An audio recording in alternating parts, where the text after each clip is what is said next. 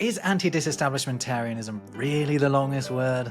What does Baba Bottle, Garrig, Takam Minron, Khan, Braun, Tonner, Ron, Tuon, Thun, Trovar, Hunan, Scon, Tuhu, Hur, Denon, Thornuk even mean? We hope you don't suffer from hippopotamonstrosesquipedaliophobia. Because today we are examining the incomprehensibilities of unusually long words. In Words Unravelled.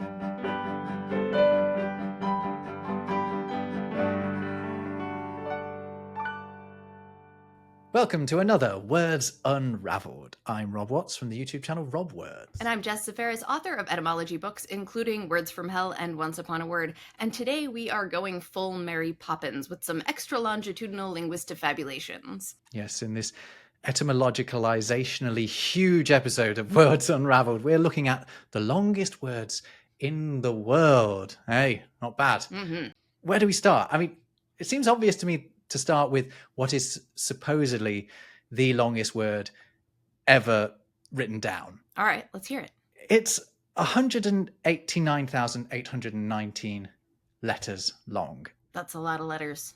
Yeah, it's loads. Absolutely loads. And someone who knows that well is Mr. Beast, the biggest YouTuber on YouTube, who, in like 2017, before he was really massive, did a video in which he just read out the entire word. The video lasts an hour and 54 minutes with a very short intro. So it basically takes the best part of 2 hours to say this word. And it begins methionyl, threonil, threonil, glutaminil, alanil, prolil, threonil, phenyl, and anyway, etc., etc. And then I can't even remember how it ends. It doesn't really matter because all it is a list of chemicals that make up the protein titin. Titin is a 5-letter word, which is a considerably more concise way of making exactly the same point. Considerably fewer mouthfuls, you might say. Yeah, I love the word titin. Let's stick with titin because this ridiculously long word is, testament to the fact that a word can really be as long as we want it to be. Right. If you decide that the way to construct a word is as such. In this case, it is just to list components of it. And other words are going to come up, I know, during this podcast where really they are just a list of components or ingredients, which we can get onto. Actually, we could go there now. Yeah, I mean, a lot of the longest words in English tend to come up as like ingredients in food or as, eczema medication or neurological disorders. And it's because when you break down, when you add information about the scientific makeup of a particular condition or ingredient, it keeps getting bigger and you can compound it as much as you want. So you get words like hypoparathyroidism, which is an inherited condition that affects the thyroid, or dichloro-difluoromethane, which is a gas used as a fire repellent on submarines and aircraft, or like electroencephalographically, which is an adverb form of an electroencephalograph, which records brainwaves. These are wonderful, but they've all got something in common, which is that they seem to be pulling on foreign components to build these words, right? And that's because English actually isn't that good at building long words itself. There's a word that I didn't know before because I am not an academic linguist, but academic linguists will know this word, and that is agglutination. Agglutination is a term for languages that compose words by just adding on bits to the end. Right? Okay. Some languages are very good at that. German's famously good at it. Sanskrit's very good at it. Ancient Greek, very good at it. Yeah, Finnish, Hungarian, all of these words, all of these languages are so-called agglutinative or synthetic languages, meaning that you just change the ends of words to add more information to them. Whereas in English, we prefer to add extra words around something to try and elucidate its meaning or to narrow it down. We add adjectives as separate words, or we add prepositions, whereas in other languages, you can just cram all of that into the word itself and you end up with these ridiculously long words. I expect that more of our vocabulary, if more of our vocabulary skewed Germanic, we might be more comfortable with making those like multiple compounds and adding additional endings. But because we tend to, like, whenever we want to introduce a new term in like a scientific or academic context, like a lot of Europe, we end up using like Romance words. So we end up using the prefixes and suffixes we get from Latin. Whereas if English had more Germanic vocabulary or higher percentage of it, I think we might be more comfortable or more prone to mashing up Germanic compounds. Whereas like when Germans do it, sometimes the literal meaning sounds almost a little bit silly to an English speaking ear because it sounds too literal. Yeah, that's exactly, because you can break down the words into very simple components. I mean, they look like a nightmare. Okay, I'll go for one of there's two really famous long words in German. One of them, which is hypothetical, it's been made up. This is not a real thing, but someone at some point has said, hey, this could technically be a word. That's going to be a recurring theme on this episode. Yeah, it really is. Very few of these are what I would call organic. But this one is Donnerdampfschifffahrtselektrizitäten Hauptbetriebsbergbau Unterbeamtengesellschaft, which means Association for Subordinate Officials of the Main Electric Services to the Danube Steamship Company. And you can see that all that information is exactly the same in the German word as in that whole sentence that I said in English. It's just because of the nature of the German language, you can make it all into a single word. Oh, I said I'd do two, didn't I? So that's the first one, which is notional. That word could exist. It doesn't really, only insofar as people have referred to it. But there is a practical word that has had a real world use in German. All right. And that is 63 letters long. It's Rindfleischetikettierungsüberwachungsaufgabenübertragungsgesetz, which is or was a law relating to the labeling of beef. All right. Yeah, that law was in force until 2013. It was the German word of the year, 1999. Good choice. The law is gone, but the word still exists, doesn't it? Yeah. The trouble I think that I would have with that type of word is, I mean, I'm sure that if I spoke German fluently, then I would be able to manage it. But I think I would lose my train of thought halfway through the word. Like that's a whole sentence and concept in a word. But you don't, well, we all do sometimes, but you don't lose track of your thoughts as you make your way through a sentence normally, which is exactly what you're doing here. You're just following a process. It just so happens that there are no spaces between the words. Do you remember when that volcano went off in Iceland? And everyone was looking at the name of that volcano and it was blowing their minds. Well, I've just been in Iceland, right? And so I was practicing the name of it and realized it's not as scary as it looks because the name breaks down into three parts that make perfect sense, right? So it's, hold on. Okay, you can do this, Rob.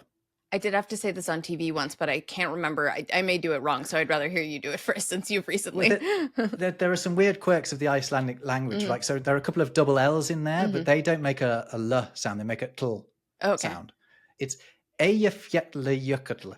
Okay, yeah. That's it. And so the Eyja bit just means island. The A, the EY at the start of that is the same as you get at the end of all kinds of island names like Jersey, Guernsey, Orkney, Anglesey, because they were all named by Vikings, supposedly. And then you got Fjall, which is related to our word fell, which means mountain, and then Jökull, which means glacier. And so anyway, in all of the cases of these really long words, if you break them down into their component parts, it becomes a lot less scary. And you can sort of remember them like that because you are following them like sentences. I remember there was there were some really entertaining compilations of newscasters trying to talk about the volcano and being like, "I fayala jokel," and like, I mean, that's a reasonable attempt. I would say that's a reasonable attempt from someone with an English orthography as their only reference point. Right? Yeah, it's fine, but I would just, I mean, it's got a nickname, hasn't it? Which is, I think it's E10, but I might get the number wrong there. They just started calling it that, or that's the Icelandic volcano. Easier. Yeah, but that's not a particularly long word, but by the standards of what we're talking about here. There's a massive ancient Greek word that I'm going to let you deal with. Well, okay. I refuse to try to say it out loud because I tried already and I like ran out of breath halfway through. Oh, go on. Go on. Have a go. Have a go. Okay. All right. Here we go. Opado, temacho, galeo, kranioli, leipsano, drim, hypo, trimmato, silphio, karabo, melito, katakechy. No, it's gone. I'm not even halfway through the word. But you know what? You've done better than I think I would have been able to do. Well, I know that I would have been able to do there. Is you appear to have been able to identify what the units are of that word. I guessed. Yeah, much better. But tell us about that Yeah. word, because it's got an interesting story to it. So this ridiculously elaborate word is a fictional dish that is mentioned in Aristophanes' 391 BC comedy, The Assemblywomen.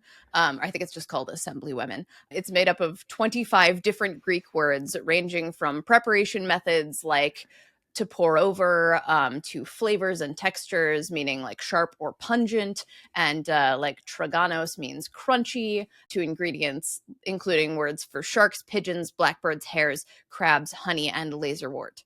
So it's a collection. And in English, it's 201 letters, or at least in the Roman alphabet. Right, the transliteration. Yeah, in the Greek alphabet, it's actually slightly shorter. So it's 194 letters there or thereabouts, I think. Mm-hmm. Again, it's like we've been talking about. It's constructive of a list. Although, how else could you make a long word? I mean, it's got to be something like that, right? yeah, right, exactly. Or does it? Because if you can come up with enough prefixes and suffixes, right, then you can get quite a long word. And I think what the word that a lot of people naturally reach for when they think of the longest word in the English language is one of those, isn't it? Yes.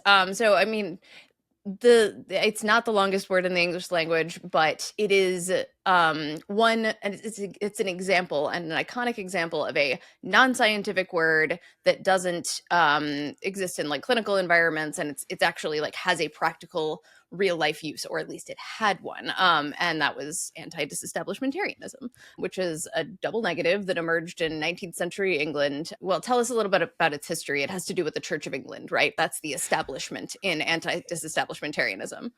Yeah, so the disestablishment movement, the disestablishmentarianism that we're talking about is a Victorian movement to undo what Henry VIII did a few centuries earlier, which was the establishment of the Church of England as the official church of, well, England then, but it became of the UK. And the movement is to undo what Henry VIII did, which was basically to enable himself to be able to divorce his first wife, Catherine of Aragon. He set up his own church. He said, we're not dealing with the Pope. We're not dealing with the Roman Catholic Church anymore. We're having our own one, the Church of England. And yeah, naturally, a few centuries later, some people start to think, maybe we should get rid of that now. Wait, hang on. Are we disestablishing or are we anti-disestablishing? Yeah, so those are the disestablishmentarians. Now we're anti-disestablishing, which is the reaction to that. Yeah, people who didn't think that we should disestablish and who ultimately won out, right? It is still the official church of the English state. Right. And part of it had to do with like if you wanted to be an anti-disestablishmentarian, then it might be because you wanted to continue receiving like government funding for your church and things like that. So it wasn't necessarily all about the like interpersonal politics of it and like the power dynamics. It was also like, well, we also get money. So that's a plus. What I think is interesting about this one is that there was the anti-disestablishmentarianism or the disestablishmentarianism in England, but there were also related movements in Ireland and in Scotland, which to me means you can potentially have multiple anti-disestablishmentarianisms. Right. And if you can pluralize it, you can stick an extra letter on the end. There are practical uses for it, but as you can imagine, this word was not super commonly used outside of that context by your average person who wasn't a historian, and especially after like the intensity of the drama fizzled out around it. I'm sure there are still anti-disestablishmentarians, but they don't go around wearing that on their t-shirts. You know, it's not as pithy as some of our other political movements today. But the reason we all know this word, the reason Americans tend to know this word, the reason it comes up as often as it does as a particularly long word, because there are longer ones. Like we've discussed this. There are longer words you could use that you can, spew in English that have a practical use one way or another. But it's the reason that it comes up a lot when we're kids, like, what's the longest word it's anti-disestablishmentarianism, is because of a 12-year-old girl named Gloria Lockerman.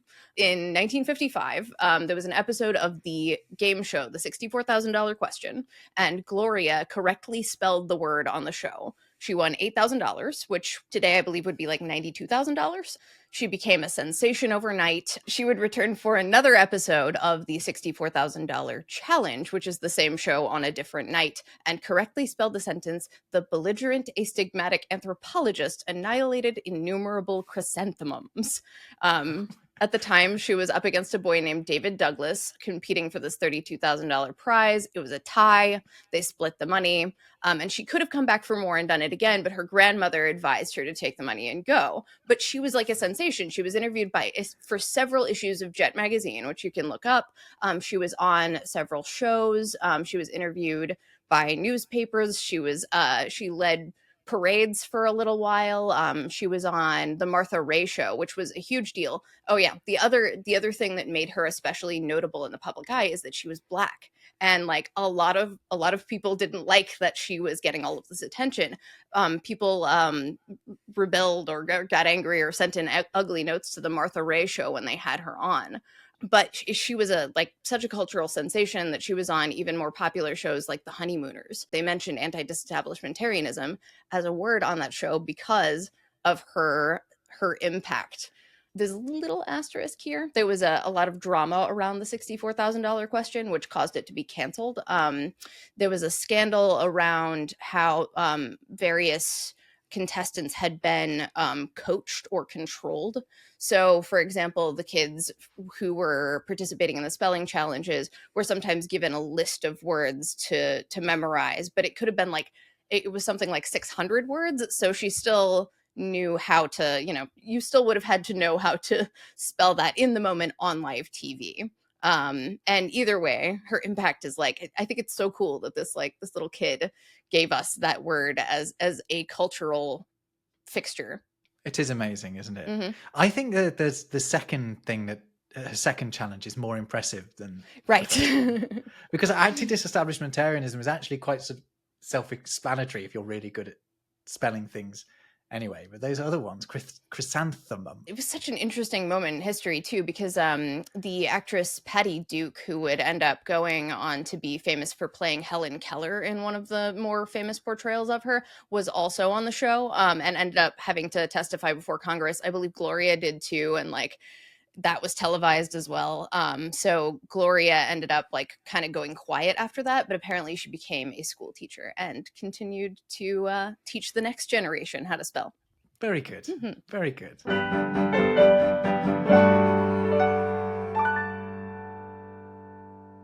This one is fanciful. It's totally fanciful. But it's one of the reasons it came to be is just totally silly. And it is floxinoxynihilopilification. Yeah, so the story, this is another one generated my side of the Atlantic, right? At the boys' school, Eton College. Right. And you can explain what it's made up of. It's made up of a quote that appears in William Lilly's grammar from the 15th and 16th centuries. And it says, floxy of a lock of wool, nosy of a nutshell, nihili of nothing, pilly of a hair, a cease of a penny, hujus of this. We're challenging my Latin pronunciation here. Teruntii of a farthing, aduntur are added peculiariter. Hang on. I'm sorry, I'm just completely lost in syllables. We're gonna have to just I don't know what's going on. There's basically what is happening here is it's Latin items paired with the Latin word for them. So floxy of a lock of wool, floxy is just a lock of wool. So it's saying the Latin word and then pairing it, and then the whole word comes together to mean something that is worthless or negligible, or something that you consider to be worthless or negligible. Yeah, these are all items that could be considered insignificant, or words meaning insignificant or nothing, and therefore it means to estimate as insignificant or worthless. You know, that is the longest word ever said in the British Parliament. Is it?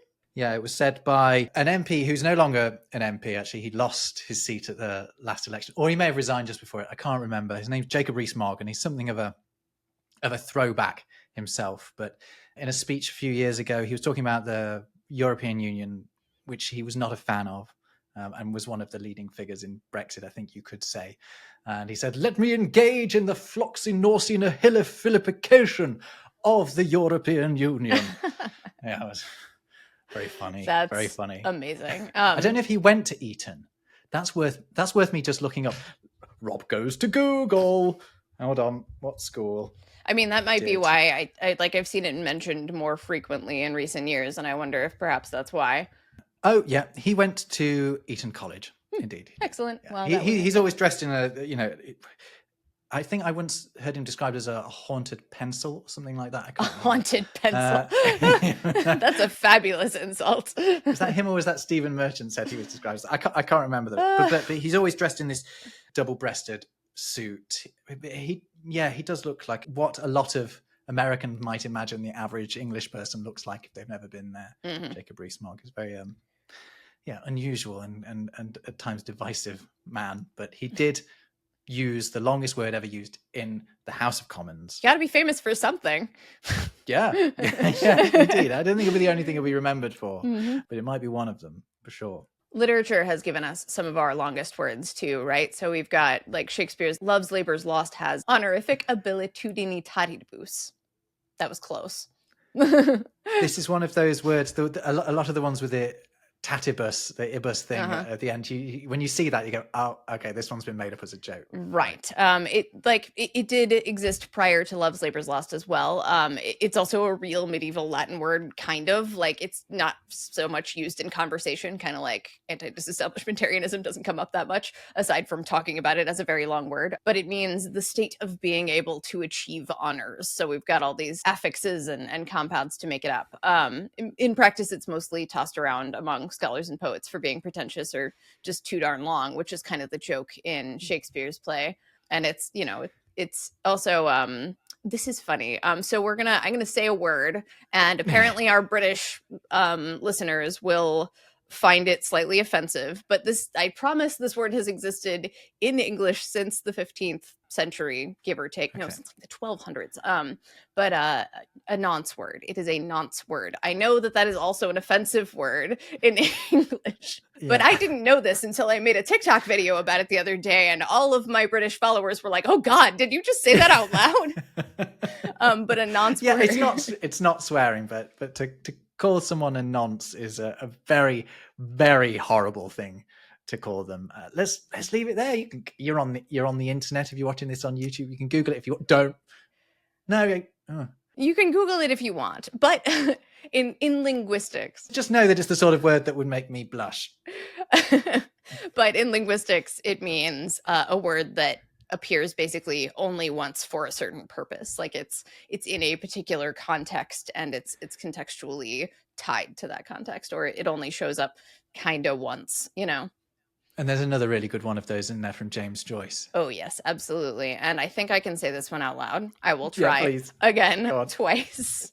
All right, here we go. So this one is from Finnegan's Wake. It's one of several words in that work that are ridiculously long. I don't think it's even the longest. There is a longer one, but this is the closest one that I can say. And I think it's a little more famous because it kind of sounds like what it means.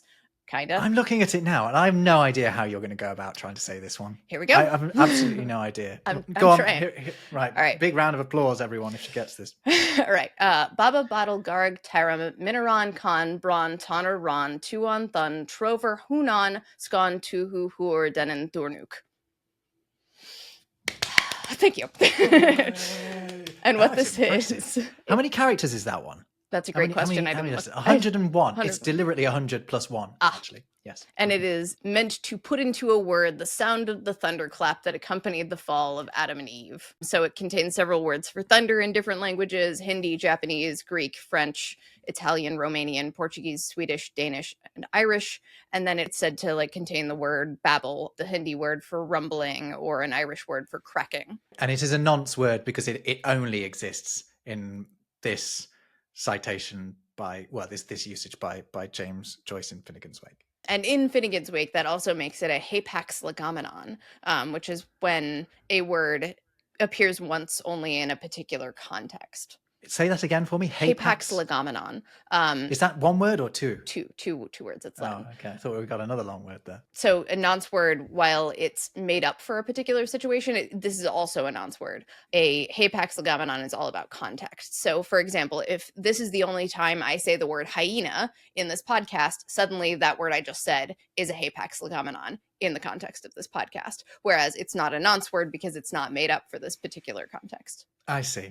Yeah. Or if I were to say like hyenification and use that to mean acting like a hyena, that might be a nonce word if nobody else has regularly used the word hyenification for, forcing someone to cackle or something like that. Very good. You're really good on the terminology for these things. People quite often will drop me an email and say, Rob, is there a word for this thing? I just have to forward them to Jess. Well, Come to ask Jess next time. Fortunately, I had just recently written a chapter for my next book, Useless Etymology, about this. So look forward to that. We surely will. Oh, speaking of, can I go ahead and plug something real quick? For our viewers, you'll be able to see what I'm talking about. If not, I will describe it. I have a wonderful coffee mug that says Word Nerd on it, and it's adorable. It's black and white. I also am wearing a fantastic t-shirt that says Hardcore Thorn. These are both from the Rob Words merch store. Highly recommend grabbing yourself one.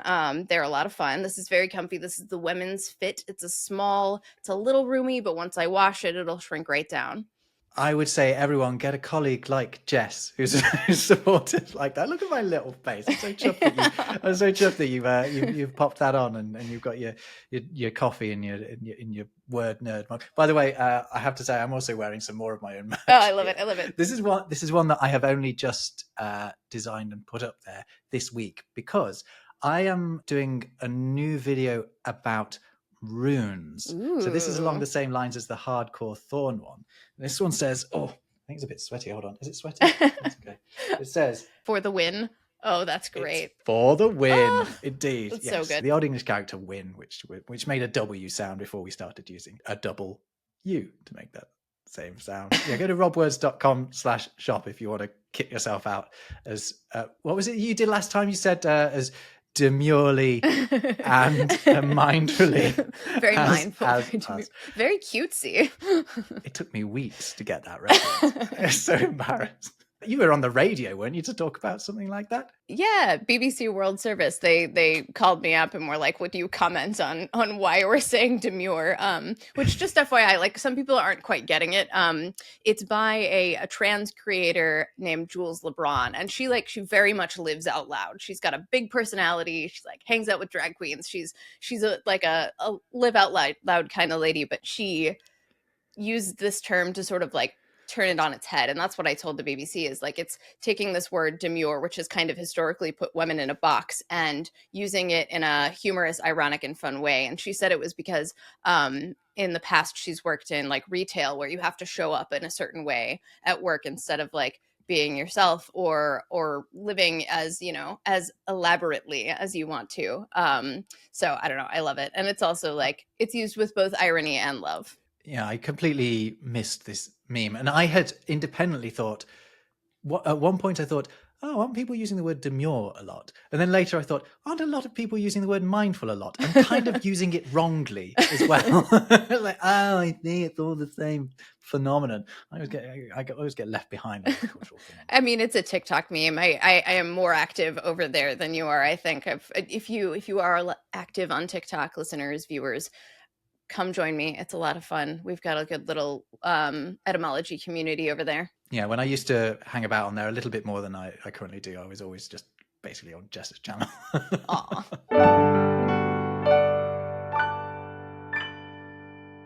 Back to long words, right?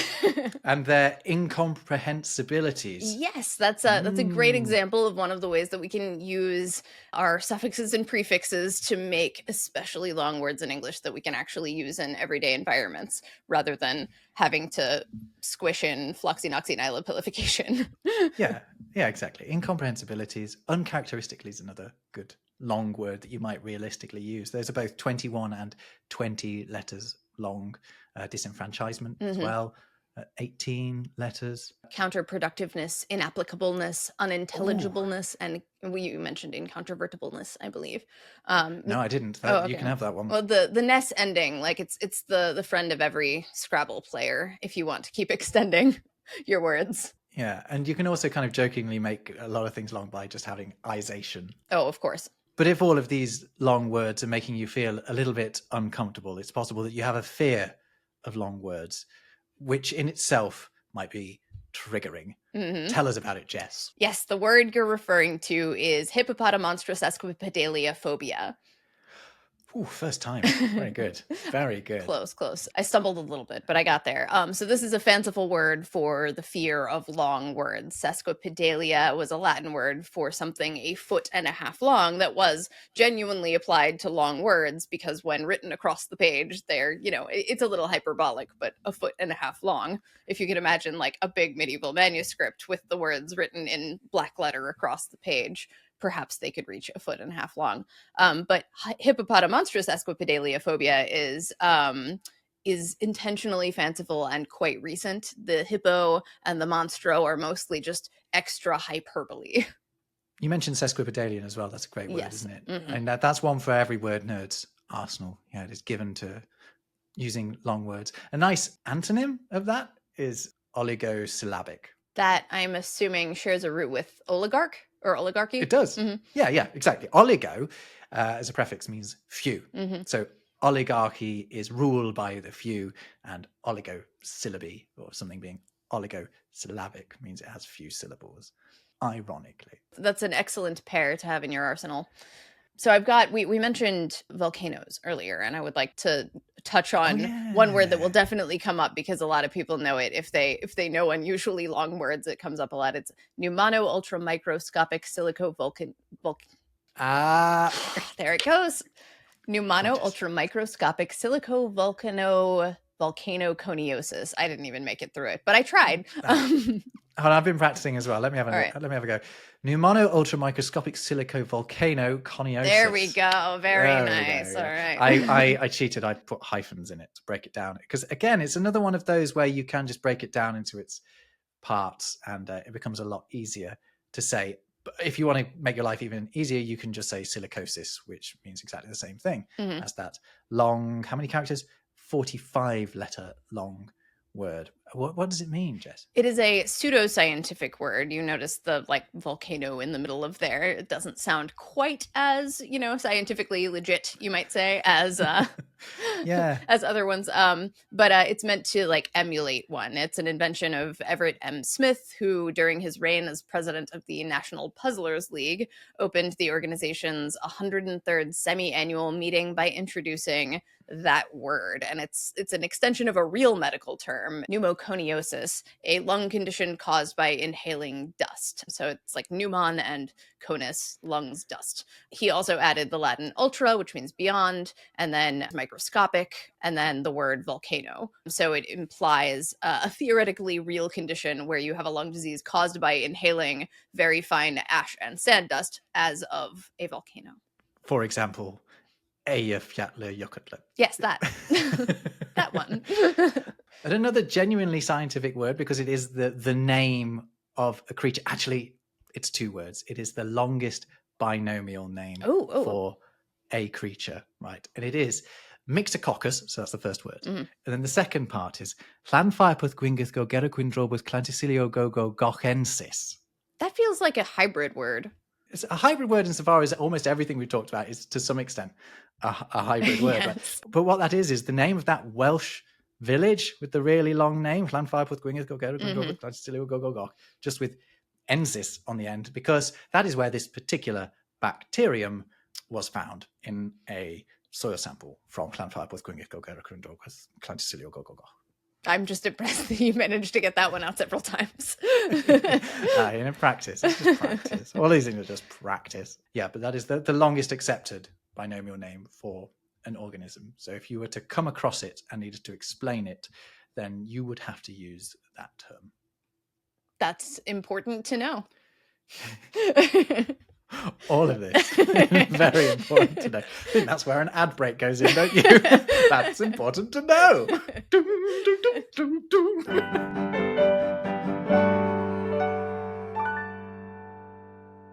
Do you know what actually the longest word is, though? What is it? It's smiles because of the mile between the first and last letter. Thanks, Dad. Although, obviously, my side of the Atlantic, it is skilometers. Very nice. Very nice. That was terrible. Oh, you know what we haven't talked about, though? We haven't talked about how you can actually make an infinitely long word in a lot of languages just by saying a number out loud. Ooh. German is one of those, right? So, if you want to say 777,777, and it's 777,777, and then if you want to add the equivalent of the th at the end, like 10th, then you put STEN and you stick an extra 4 characters on the end of that. Lots of languages enable you to do that, including Polish, whatever. So really, when you talk about what could be the longest word, it's infinite. It's infinite because numbers are infinite. That's interesting. I mean, I think it does make sense to have numbers be single words rather than breaking them up, kind of like we do. Yeah, it's really unsatisfying, particularly if you have to start employing hyphens. I really think we should be striving for a hyphenless world. Ditch the hyphens, and maybe we're all eventually tend towards having longer words. My copy editor brain resists, but I respect the hustle. When's it good to use a hyphen? Adjective phrases. Yeah, exactly. Mm-hmm. That's when you do need them. All right, Absolutely. Accepted. I think I've talked about this before, but also, like, I guess married names, like hyphenating, but personally, and I'm biased because I did it, but mashing up your last names, I think is more fun than hyphenating them. Like, if I had hyphenated, I would be Zafaris Ferris or Ferris Zafaris, but we smashed them together because they were already pronounced the same.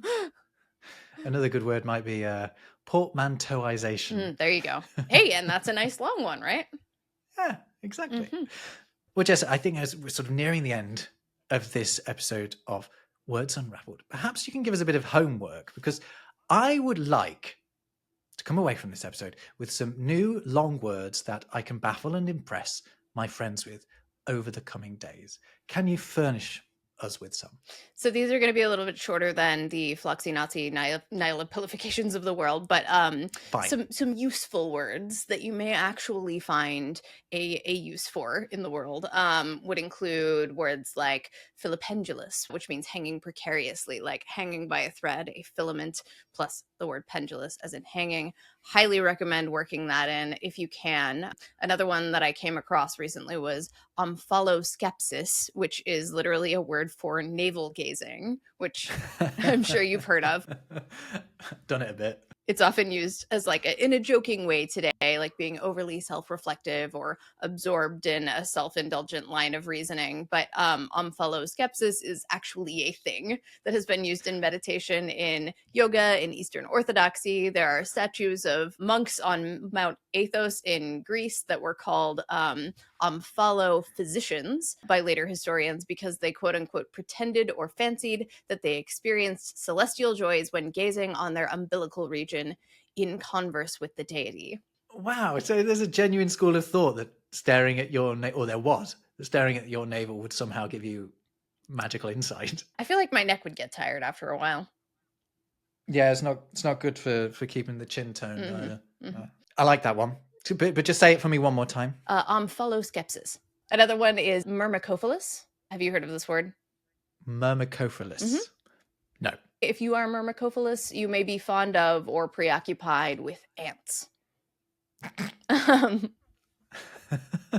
So how am I supposed to work that one in over the coming days? That's for your creativity to figure out. Yeah, I guess it is. Yeah, isn't it? I believe in you. Myrmecophilus. Mm-hmm, absolutely.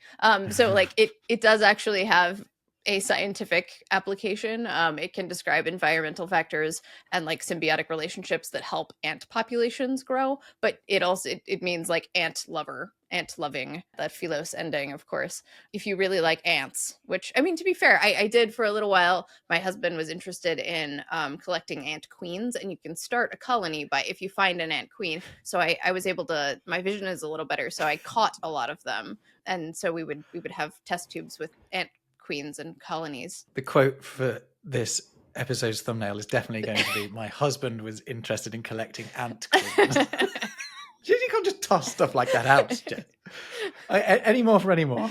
Well, I mean, there are also, like, I'm sure some people know some off the top of their heads. Like pulchritudinous is a very, it's a common word that comes up with reason. I mean, okay, a reasonable. It's a common word in the world of Jess Farris, for sure. It's a common word among word nerds. I mean, and I think it's one that a lot of people say they like, whether they do or not, because it means beautiful. But I feel like the sound of it does not sound very beautiful. And if it didn't mean that, I feel like we would associate it with something a little less pleasant. Thanks, Jess. Okay, homework set. Let's see if we can use those between now and the next edition of Words Unravelled. Mm-hmm. It's been a pulchritudinous examination of long words today, and we hope that you'll contribute some of your favorites in the comments. Please do. What does Baba Bottle Garrig Tarum? Nope. What does Baba Bottle Garrig Takum? That's the tricky one. What does Baba Bottle Garrig Tarum Mineron Con Bron Tana Ron Tu on Thun? I gotta try one more time, but I can get it.